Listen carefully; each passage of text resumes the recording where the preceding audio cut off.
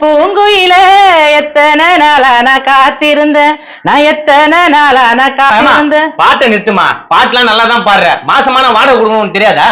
அந்த ஆளு எங்க, நான் வேலைக்கே போக மாட்டாங்க, எங்க இருந்துனா கொடுப்பேன். எங்க இருந்து குடுப்பனாவா? ஏமா இதுனா ரொம்ப கதையா இருக்குது. இன்னைக்கு தரேன் நாளைக்கு தரேன் ஏதாவது சொல்லுவாங்க. எங்க இருந்து தருவன்னு கேக்குற?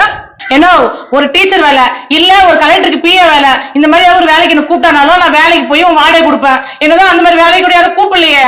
டீச்சர் வேலை, கலெக்டருக்கு பிஏ வேலை, இந்த மாதிரி வேலைக்கு தான் போவீங்களோ? ஏன் வேற வேலை எதுவும் உங்க கண்ணுக்கு தெரியாதா? அந்த வேலை ரொம்ப கஷ்டம் தான். ஐயா உன் கஷ்டத்தெல்லாம் தூக்கி வாரம் கட்டுமா.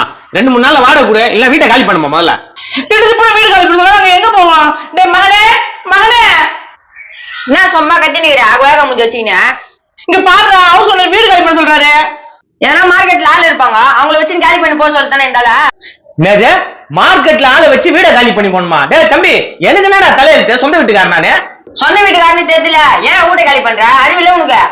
ஏய் சோக்கான ஆள் தானே நீ. டேய் தம்பி, நான் காலி பண்ண சொன்னது என்னடா உங்களடா? ஓ அப்படியா? நாங்க 2 பேரும் வரோம், ஒரு ஆளுக்கு 1000 ரூபாய், 2 பேர் 2000 ரூபாய். பீரோ கட்டணம் வந்து வேற ஆள் வச்சு எடுத்துக்கோ. ஏய் திரும்ப திரும்ப என்னடா இதே பேசினுக்கிற? உங்களை வீட்டை விட்டு காலி பண்ண சொன்னடா.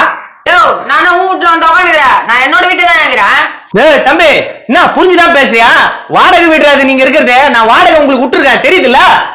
ஆமா வாடகை தான் விட்டுக்கிறீங்க, அது தெரியாம பேசினுக்கிறேன். அந்த வாடகை 2 மாசமா நீங்க தராத்தால வீட்டை காலி பண்ண சொல்றேன்.